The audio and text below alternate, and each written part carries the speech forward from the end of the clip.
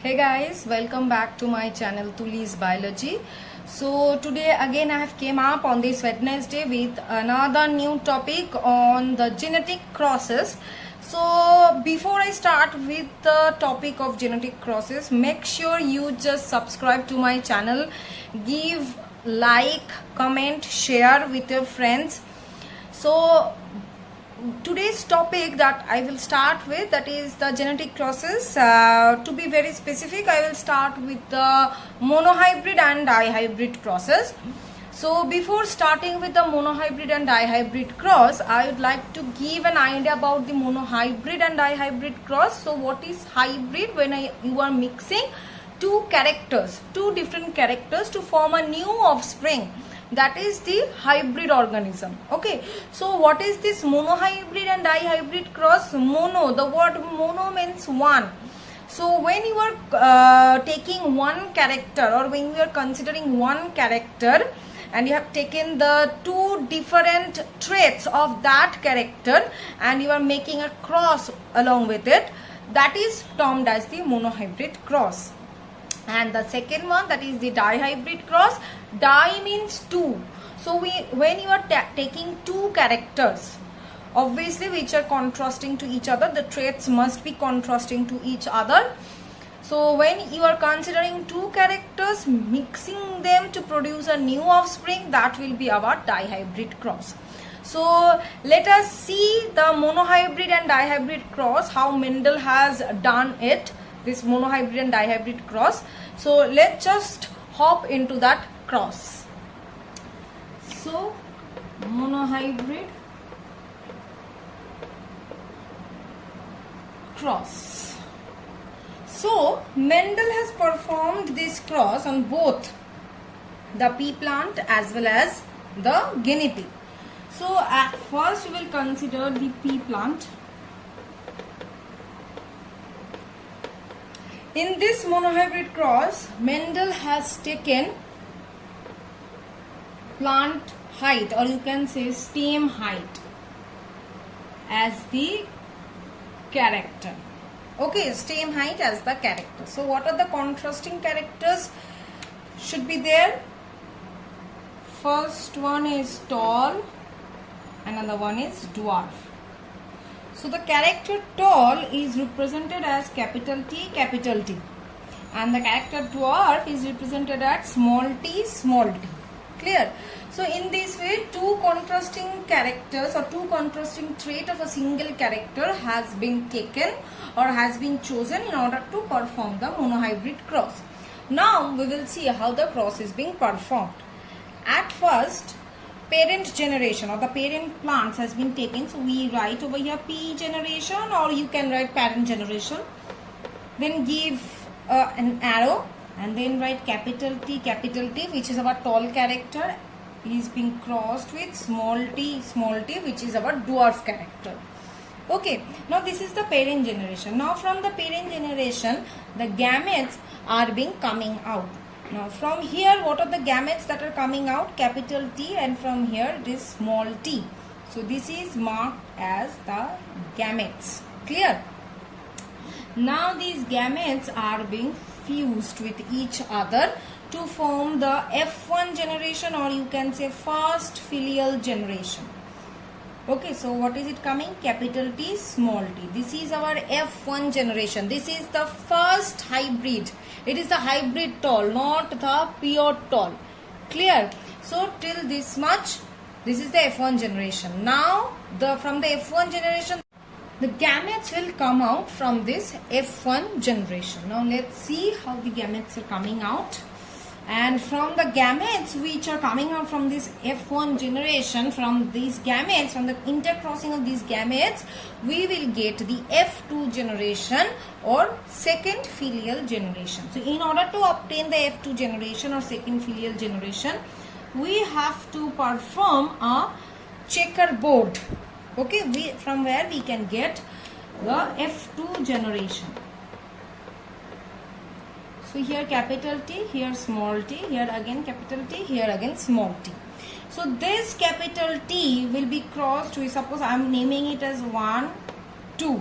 So row number 1, row number 2 column number A and column number B. I have marked them in this way. So this row number 1 must be multiplied with column number A and B. So T multiplied with capital T. So capital T, capital T. Now this capital T again multiplied with the B column, that is capital T, small t. Now this small t, now this row 1 is done. Now I am coming to row 2. So this small t will be multiplied with both capital T and small t. So here again it is coming capital T, small t. Here also small t, small t. So in this way it has come. Now this is the period also. How many capital T we have got? 1. How many capital T, small t we have got? 2. And how many small t we have got? That is also 1.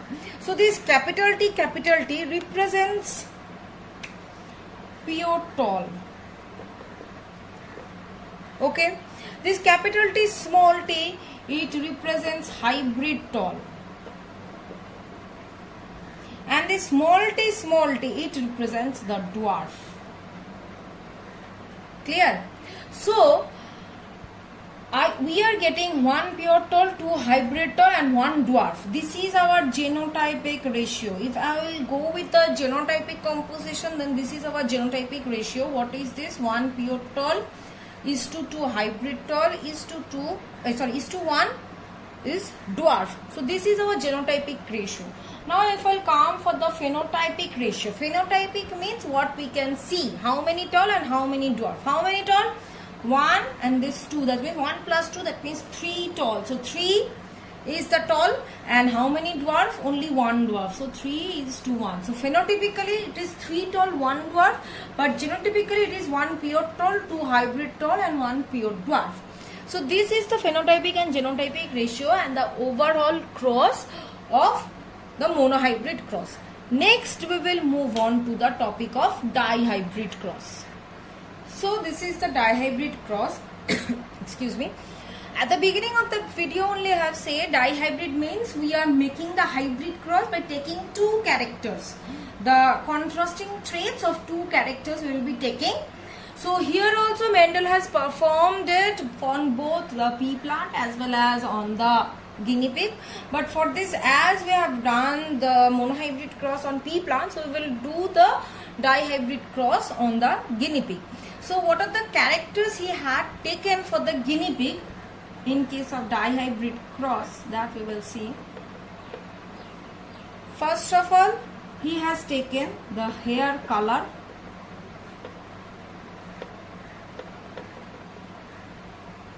Okay, and another thing, that is hair texture.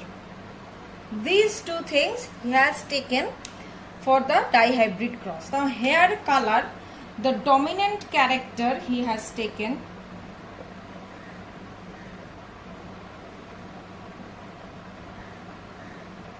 So what is dominant and what is recessive? The character that can express itself at any condition, that is the dominant character. Whatever other character is present, it will not care for those other characters. Being a dominant character, it will express itself in all condition. And what is the recessive character? The character which cannot express itself in presence of a dominant character. It can only express itself when there is no dominant character. Clear? That is the recessive character. So for hair color, the dominant character is black and it will be written as capital B, capital B. Okay, and the recessive character is white, which will be written as small b, small b. Okay, and for hair texture, the dominant character is rough, which is be written as capital R, and the recessive character is smooth, which will be written as small r, small r. Clear? So these are the dominant and recessive characters that are being taken for these 2 characters to perform the dihybrid cross. Now, just like the monohybrid cross, at first you will write the P generation or parent generation. So the first character will be black rough. So capital B, capital R, capital R. So this is our dominant character which is crossed with the recessive character, that is small b, small r, small r. So the dominant character crossed with the recessive character. That means the two homozygous organisms are being taken. One of them is completely dominating in nature, another one is completely recessive in nature. Now the next process is that the gametes will be coming out. Now from 2b we are getting 1b, and from 2r we are getting 1r. So capital B, capital R, and from here small b, small r. Clear? So these are the gametes. Now these gametes will fuse with each other to form the F1 generation, that is capital B, small b, capital R, small r. So this is our first filial generation, or you can say F1 generation. So till the formation of F1 generation is done, now the gametes from the F1 generation will be coming out. From there, from those gametes, the F2 generation will be formed. So let us see how these gametes are coming out from the F1 generation. So this is the F1 generation. So 4 types of gametes will be coming out. First one is capital B, capital R. Okay. Now the next one is capital B, small r. Next one is small b, capital R. Next one is small b, small r. These are the 4 types of gametes that came out from the F1 generation. Now we will draw the checkerboard in order to form, or in order to get the F2 generation, or you can say the second filial generation. So let us draw it.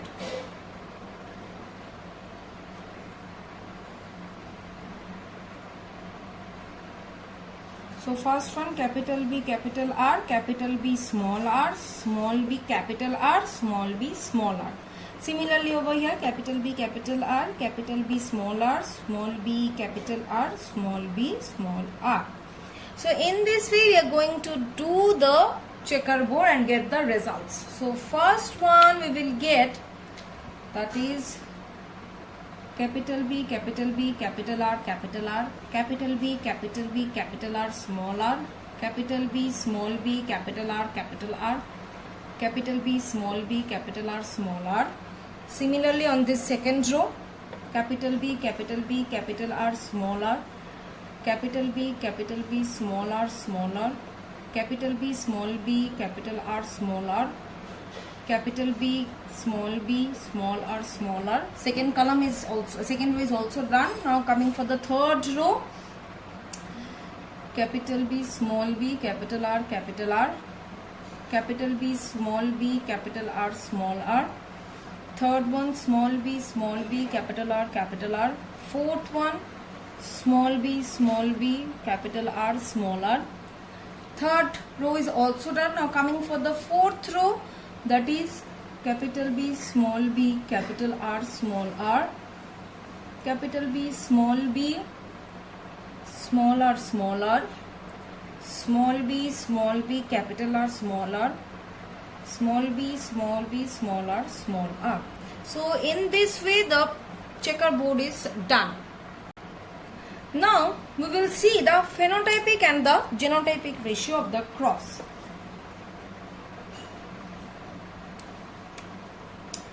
So phenotypic ratio is 9:3:3:1, and the genotypic ratio is 1:2:2:4:1:2:1:2:1:1. Okay, so this is the phenotypic and genotypic ratio. Now first we will go for the phenotypic ratio. This 9 actually stands for black ruff. So we have to see at least one capital B and one capital R must be present to represent the black ruff. You see, this is our one black ruff. 2, you see 2 capital B, 1 capital R. Here also this is also black ruff. This is also black ruff. So 4 black ruff we have already got. 5th, this is the black ruff. This is not, you see capital R is not there, only small r is there. So 6th.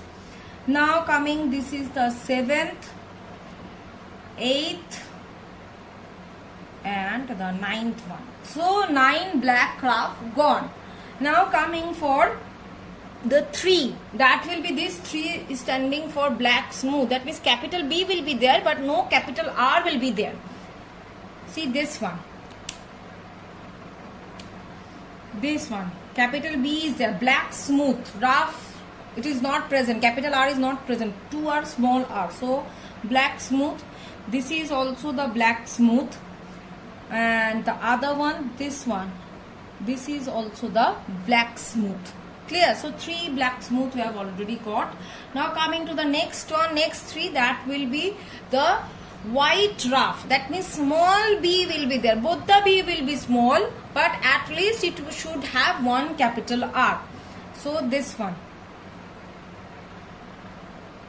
see, 2 capital R is there. This is one white smooth, this is the second white smooth, and this is the third white smooth. So 3 is also there, gone. Now the last one, this one represents this pure recessive character, that is white smooth. So 9:3:3:1, this ratio is clear. Now coming for the genotypic ratio, 1:2:2:4:1:2:1:2:1. So this one stands for pure black calf, that means this one, pure black calf, gone. And this last one stands for the pure recessive white smooth, that means this one. These 2 last, gone. Now these two actually stands for, you see, this one and this one, 2 capital B, 1 capital R, 1 small r. So this is done. Okay, now coming for the next 2, see this one, 1 capital B, 1 small b, and 2 capital R. You see this one and this one, this and this, gone. Now this 4, go diagonally, this one. See, the characters are all same, capital B, small b, capital R, small r. See, all these 4 are same. Now this 1, see, this is the one, capital B, small r, small r. There is no other character like this, so this is gone. Okay, now again this 2, see this one, capital B, small r, small r. This is tallied with this one, capital B, small r, small r, gone. Now this again 1 has came up, which is this one, small b, capital R, this is gone. And this remaining last 2, this is this 2, small b, capital R, small b, capital R, small r. So in this way, the genotypic and the phenotypic ratio are explained through this cross. So I hope till this much it is clear to you people. So you have understood this video. Make sure to give a like on my video, share my video with your friends, and if you have any query on any other related topics or on the topic of the genetical crosses, there are various genetical crosses. If you want to know anything about them, just you have to do one thing, do comment, okay, and let me know on which topic you want the video, the next video. Okay, so till then, bye bye everyone, and make sure to subscribe the channel and stay safe in this pandemic. Bye bye.